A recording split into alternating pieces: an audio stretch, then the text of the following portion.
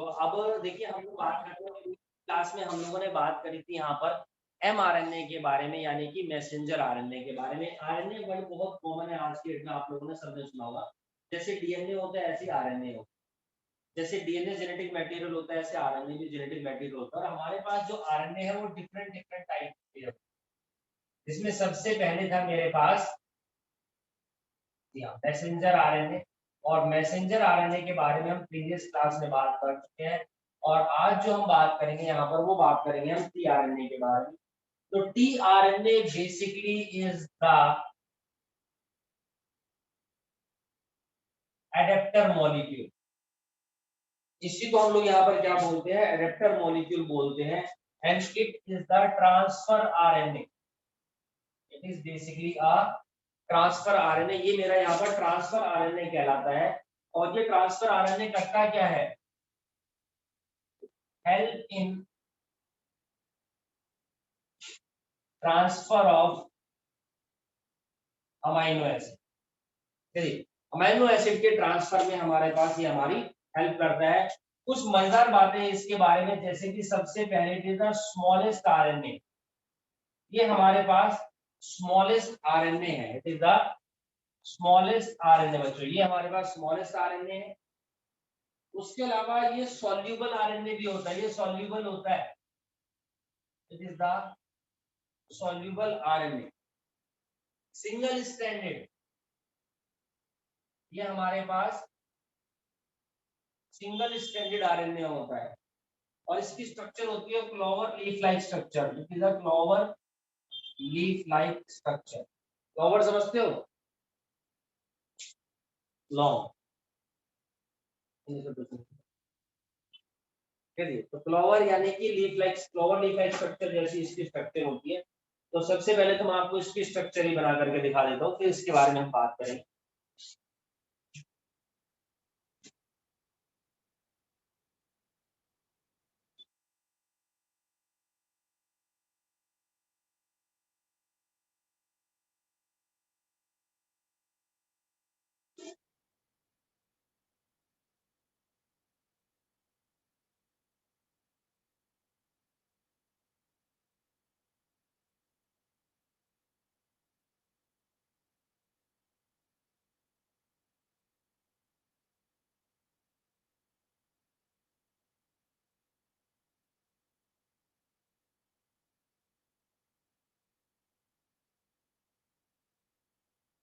This is the structure of a tRNA. Basically हमारे पास structure है बच्चों टीआरएनए की।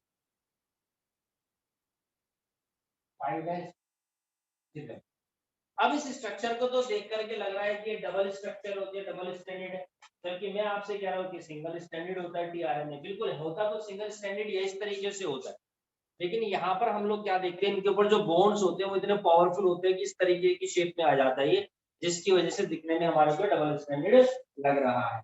अब इस क्लोवर लीफ लाइक स्ट्रक्चर के अंदर हम लोग क्या देखते हैं कि हमारे पास ये 3' and this is the 5' and everyone you know that very well. तो व्हाट इज 3' और व्हाट इज 5'?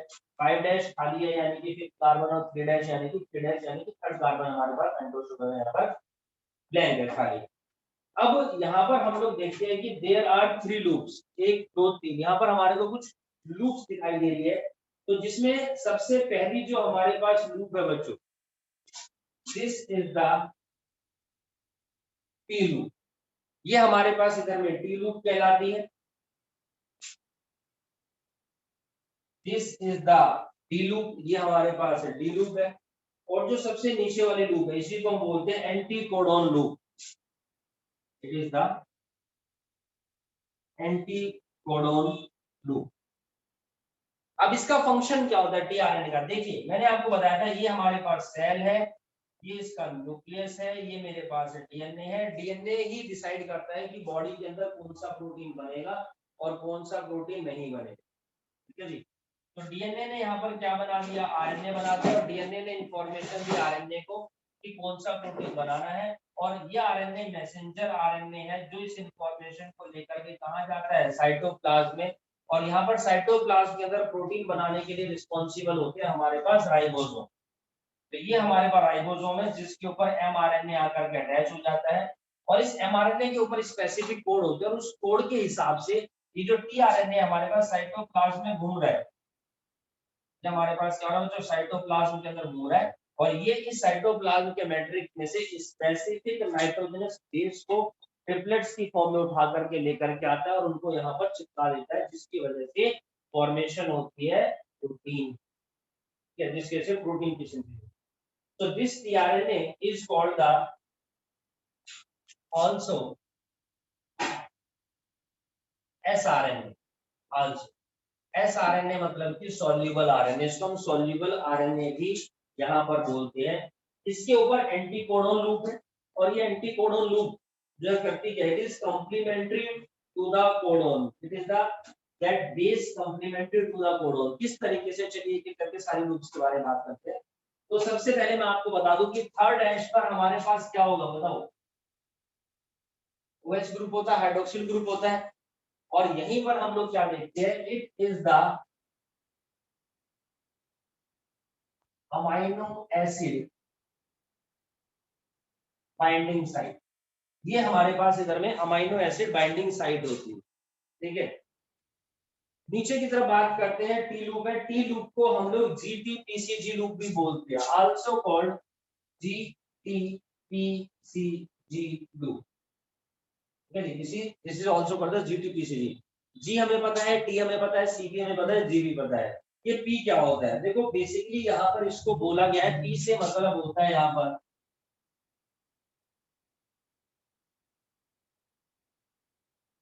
Pseudo uracil. तो ये और कुछ नहीं है, सूडो यूरेसिल है। आरएनए के अंदर यू प्रेजेंट होता है, तो सूडो यूरेसिल है, दिखने में मतलब है यू ही, लेकिन हम इसको यहाँ पर पी से डिनोट करते हैं, या फिर इसी को सूडो यूरेडिन भी बोलते हैं। और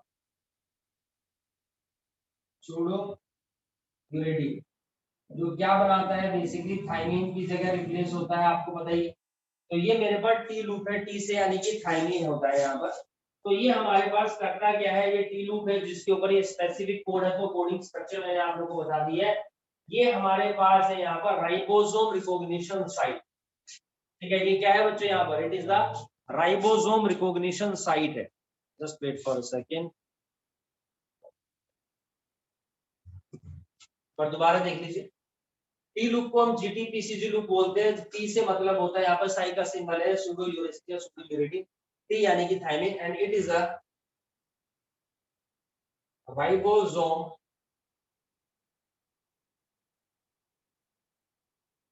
रिकॉग्निशन साइट। और कुछ नहीं बच्चों, ये हमारे पास राइबोसोम रिकॉग्निशन साइट है, ठीक है, जो यानी कि क्या करती है, राइबोसोम को रिकॉग्नाइज करती है, इसका काम यही है, ठीक है। तो ये हमारे पास क्या करके लिए, राइबोसोम को रिकॉग्नाइज करती है। सबसे ऊपर अमीनो एसिड एक्सेप्टर नोड होता है, जो बाइंड होता है अमीनो एसिड के साथ। उसके अलावा हमारे पास टी लूप हो गई, यहाँ पर टी लूप जो होती है इसका स्पेसिफिक कोड बता दिया, जो राइबोसोम को रिकॉग्नाइज करता है। उसके बाद अब आप ये जी मेरे पास यहाँ पर बच्चों डी लूप। जब डी लूप के बारे में बात करते हैं, तो ये हमारा कहलाता है डी लूप, क्योंकि यहाँ पर जो कोड है मेरे पास, इट इज द DIHU। यानी DIHU मतलब कि dihydrouracil, it is the dihydrouracil, ठीक है। ये वाला क्या कर रहा है, रिकॉग्नाइज कर रहा है किस चीज को, it is the ribosome recognition site, बात number 1। It is the amino acid binding site, बात नंबर 2। और यहाँ पर हमारे पास जो डी लूप होती है, ये अमीनो एसिड को रिकॉग्नाइज करता है, तो it is the amino acid recognisation, this is for amino acid recognise. ये अमीनो एसिड को रिकॉग्नाइज करता है, चलिए। और फिर आती है मेरे पास यहाँ पर बच्चों एंटीकोडोन लूप। देखो, जब मैं एंटीकोडोन लूप के बारे में बात करते हैं, तो इसके ऊपर हम लोग क्या देखते हैं, हमारे पास एंटीकोडोन्स होते हैं। मान लीजिए कि मेरे पास ये mRNA है, ठीक है जी, जो स्मॉलेस्ट राइबोसोम के ऊपर है। मैं कह रहा हूँ यही मेरे पास mRNA है, ठीक। और इस mRNA के ऊपर यहाँ पर कोड प्रेजेंट है AGU, जी यू। तो बेसिकली जो टीआरएनए है, जो अमाइनो एसिड बाइंडिंग साइट है, ये अमाइनो एसिड जो है नाइट्रोजन बेस लेकर के आता है, कौन कौन से लेकर के आता है और उसके बाद यहाँ पर चिपकाता है। उससे पहले टी लूप जो है वो राइबोसोम को रिकॉग्नाइज करेगी कि भैया ये वाला राइबोसोम है। अच्छा, हर एक की कैपेबिलिटी होती है कि उस वाले नाइट्रोजनस बेस को उठा करके लेकर के आएगा। तो सबसे पहले राइबोसोम को रिकॉग्नाइज किया इस टीआरएनए ने, उसके according amino acid binding site है, तो वहां से वो अमाइनो एसिड लेकर के आता है साइटोप्लाज्म में से, और यहाँ पर कौन सा कोड चिपका देगा जी, यहाँ पर AGU है तो यहाँ पर क्या आएगा मेरे पास UC और A। यहाँ पर हमारे पास एंटी कोडोन के ऊपर क्या प्रेजेंट होंगे जी, UCA प्रेजेंट होंगे।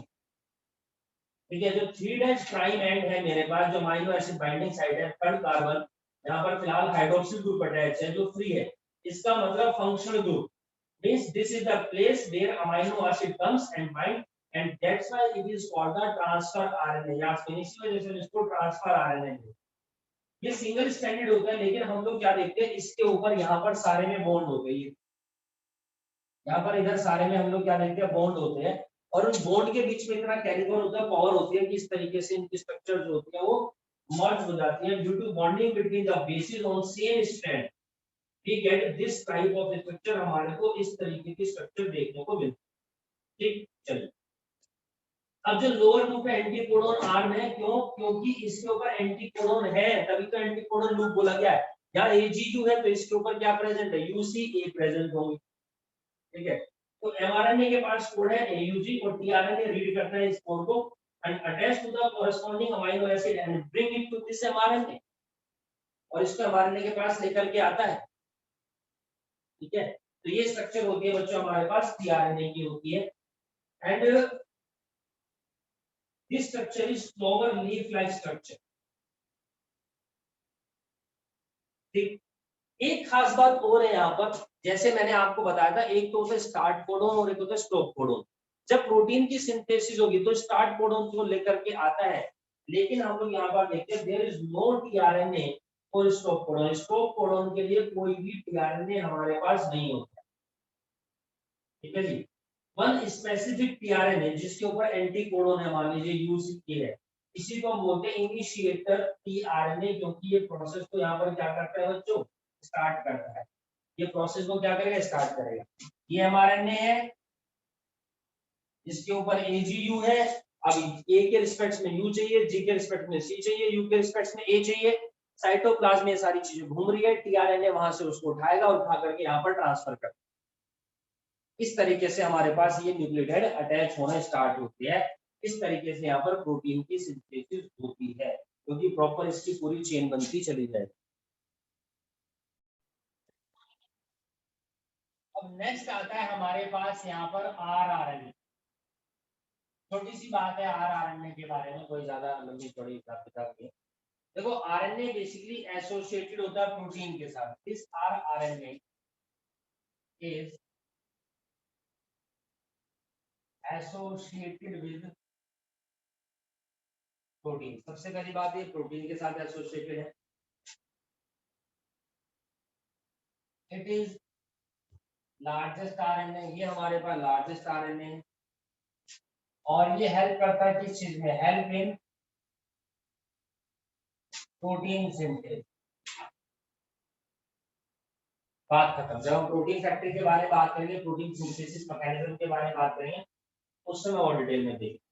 आगे बढ़ने से पहले हमारे पास बच्चों हम बात करेंगे कुछ इंपोर्टेंट टर्म्स के बारे में जो रिलेटेड होती है न्यूक्लिक एसिड से, उनकी बिना चैप्टर समझ में नहीं आएगा। एक वर्ड हमारे को पढ़ने को मिलेगा, this is called the cistron. जिसको हम क्या बोलते हैं यहाँ पर, सिस्टोन बोलते हैं। ठीक है, तो सिस्टोन बेसिकली क्या होता है, cistron is a part of DNA. ये डीएनए का ही पार्ट होता है, नथिंग एल्स। या फिर हम इसे कह सकते हैं functional unit of DNA. Basically ये क्या है बच्चों, ये है हमारे पास functional unit of DNA. DNA की फंक्शनल यूनिट होती है सिस्टोन, डीएनए का ही पार्ट होता है। देखो डीएनए का कोई भी पार्ट बनता है, लाइक जीन बनता है, प्रोटीन बनता है, उसी को हम क्या बोलते हैं, उसी को हम लोग सिस्टोन बोलते हैं, ठीक। So that part which is responsible for synthesising one polypeptide, polypeptide मतलब कि प्रोटीन बनाने के लिए रिस्पॉन्सिबल है, और a protein is called the cistron. मतलब भाई ये मेरे पास डीएनए है, अब इसके ऊपर मैं देखता हूँ कि स्पेसिफिक हमारे पास यहाँ पर क्या प्रेजेंट है, कोड प्रेजेंट है, जीन्स प्रेजेंट है। अब ये करते क्या है, ये करेंगे प्रोटीन की सिंथेसिस, ये तो प्रोटीन की सिंथेसिस करेंगे, तो जो ये इसके लिए रिस्पॉन्सिबल है उसी को हम क्या बोलते हैं, सिस्टोन बोलते हैं। उसी सेक्शन को हमने सिस्टोन बोला है। आप ये भी समझ सकते हैं, जैसे मैंने आप लोगों को बताया था पिछली क्लास में कि हमारे पास स्ट्रक्चरल यूनिट होती है, जो आपके स्ट्रक्चरल जीन्स होते हैं जो एक्सप्रेस होते हैं, तो जो चीज एक्सप्रेस हो रही है यानी वही तो फंक्शनल है, और वो फंक्शनल है तो उसी को मैं क्या बोल रहा हूँ, सिस्टोन बोल रहा हूँ, क्योंकि उसी के पास कोड है और वही स्पेसिफिक किसी ना किसी चीज की, प्रोटीन की, एंजाइम की, किसी ना किसी चीज की सिक्रेशन कर रहे होते हैं, तो उसको हम लोग यहाँ पर सिस्टोन बोलते हैं, ठीक है जी। अब यहाँ पर हम लोग क्या देखेंगे, हमारे पास दो तरीके से सिस्टोन हो, एक होती है कंडीशन मेरे पास मोनोसिस्टोनिक, और दूसरी कहानी है मेरे पास यहाँ पर पॉलीसिस्टोनिक, नहीं, एक मोनोसिस्टोनिक है और एक पॉलीसिस्टोनिक। देखो मोनोसिस्टोनिक का मतलब क्या होता है, अब ये क्या है, अब मैं जो आप लोगों से बात कर रहा हूँ ये आरएनए के रिस्पेक्ट से बात कर रहा हूँ, ठीक है। मोनोसिस्टोनिक या पॉलीसिस्टोनिक basically is a segment of RNA, ये आरएनए के सेगमेंट है, ठीक, ये इसकी फंक्शन है। अब if one segment of RNA, RNA का एक सेगमेंट है which is having a code, जिसके पास कोड है, that is responsible for protein synthesis, तो उसको मैंने बोला मोनोसिस्टोन, उसको हम क्या बोलेंगे जी, मोनोसिस्टोनिक बोलेंगे। यानी कि there is a one protein of polypeptide, there is a one protein of polypeptide.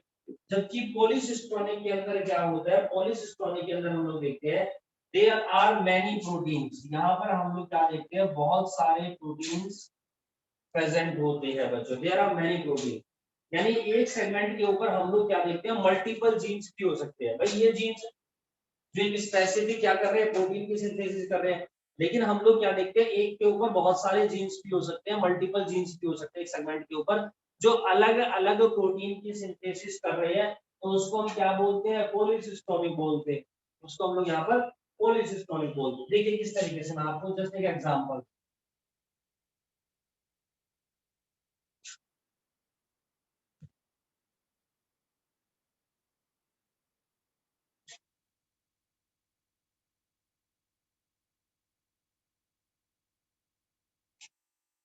ये मेरे पास एक डीएनए का स्ट्रैंड है और इसके ऊपर मैं देखता हूँ कि यहाँ पर ये मेरा एक जीन है। अब ये जीन जो है रिस्पॉन्सिबल होता है एक टाइप का प्रोटीन बनाने के लिए, इसने हमारे पास यहाँ पर एक प्रोटीन बना दिया, ये मोनोसिस्टोनिक है। ये मेरे पास दूसरा सेगमेंट है, इसके ऊपर एक, दो, तीन तीन जीन्स यहाँ पर प्रेजेंट है। अब ये अलग प्रोटीन बना रहा है, ये अलग प्रोटीन बना रहा है, ये अलग प्रोटीन बना रहा है, तो ये मेरे पास क्या कहलाया, पॉलीसिस्टोनिक कहलाया। यानी कि there is a formation of many protein, और यहाँ पर वन प्रोटीन ऑफ पॉलीपेप्टाइड का एक ही प्रोटीन, एक ही चेन बन रही है, तो मेरे पास मोनोसिस्टोनिक, और ये मेरे पास क्या कहलाता है बच्चों, पॉलीसिस्टोनिक कहलाता है, ठीक है। चलो उसके बाद हम बात करते हैं ह्यूमन जीनोम के बारे में। अगर मैं बात करता हूँ आप लोगों से बच्चों ह्यूमन जीनोम के बारे में, तो ह्यूमन जीनोम के अंदर लगभग लगभग 3 बिलियन बेस पेयर होते हैं, there is a presence of 3 billion base pair, ठीक है जी। ह्यूमन जीनोम मतलब कि एन, देयरफॉर जो हमारे अंदर यहाँ पर डीएनए की लेंथ होती है लगभग लगभग 2.2 मीटर होती है, जनरली हम इसको 2 मीटर बोल देते हैं, लेकिन ये 2.2 मीटर होती है। सर इतनी लंबी मीटर होती है डीएनए की लेंथ, तो इस तरीके से अकर होती है, किस तरीके से प्रेजेंट होती है, तो हम लोग देखते हैं डीएनए की लेंथ तो है, लेकिन इस लेंथ की पैकेजिंग होती है। भाई 2.2 1 मीटर इतना बड़ा है, 2 मीटर इसका डबल हो गया, ठीक है जी। हमारी बॉडी में कैसे है, घुमा घुमा के डाल रखे हैं, यानी कि इनकी पैकेजिंग कर रखी है, एक तरीके से इनका गोला बना रखा है, रोल बना रखा है, इनकी यहाँ पर डीएनए की पैकेजिंग होती है और उस पैकेजिंग को ही हम लोग यहाँ पर बोलते हैं न्यूक्लियोसोम। तो nucleosome is the basically packaging of DNA, DNA की यहाँ पर पैकेजिंग है। ठीक, now there are some more other terms. हमारे पास एक और डीएनए होता है जिसको मैं बोलता हूं मोबाइल डीएनए या फिर जंपिंग डीएनए। तो मोबाइल डीएनए या जंपिंग डीएनए कौन सा होता है? They are able to change their place, ठीक है जी, those are able to change their place, जो अपना प्लेस चेंज कर सकते हैं उनको हम मोबाइल डीएनए बोलते हैं। ठीक है, जनरली मेरे पास जो डीएनए होते हैं वो कैसे होते हैं बच्चों? डीएस डीएनए यानी कि डबल स्टैंडर्ड होते हैं, और आरएनए हमारे पास यहाँ पर कैसा होता है? एसएस यानी कि सिंगल स्टैंडर्ड होता है। But sometimes we have double standard RNA भी होता है। आप लोगों ने पढ़ा हुआ सेंस और एंटी सेंस, बताया था मैंने चैप्टर 5 में भी। तो हम लोग यहाँ पर देखते हैं सेंस और एंटी सेंस स्ट्रैंड्स होते हैं, यदि जहाँ पर हम लोग क्या देखते हैं? डबल स्टैंडर्ड भी होती है। तो डबल स्टैंडर्ड देखो, ये single standard and the double standard RNA जिनके अंदर पाया जाता है वो है मेरे पास रियो वायरस। रियो वायरस के अंदर डबल स्टैंडर्ड आरएनए होता है, जबकि सिंगल स्टैंडर्ड आरएनए ये वो आरएनए नॉर्मली उन वायरस के अंदर पाए जाते हैं जो आप बीमारी पैदा करते हैं किसके अंदर? प्लांट्स के अंदर, जैसे कि टीएमवी टोबैको मोज़ेक वायरस है हमारे पास, 11th क्लास में पढ़ा हुआ आप लोगों ने, टीएमवी टोबैको मोज़ेक वायरस होता है। उसके अलावा ऐसे तो एचआईवी है, ये भी हमारा सिंगल स्टैंडर्ड आरएनए है, ठीक है, it is also viral disease. ठीक, उसके बाद जो मेरे पास डीएनए है, तो डीएनए हमारे पास ज्यादातर डबल स्टैंडर्ड और सॉरी हाँ डबल स्टैंडर्ड स्ट्रक्चर होती है। डबल स्टैंडर्ड हमारे पास दो स्टैंड्स होते हैं यहाँ पर। अब लेकिन कहीं कहीं पर एक्सेप्शनल केस है जहां पर मेरे पास सिंगल स्टैंडर्ड डीएनए भी हो। सिंगल स्टैंडर्ड डीएनए कहाँ पाए जाते हैं? हमारे पास कुछ वायरस होते हैं जैसे कि पॉलीफेज है एक, तो साई सॉरी थीटा ये 174 है हमारे पास, this is also double standard sorry single standard DNA.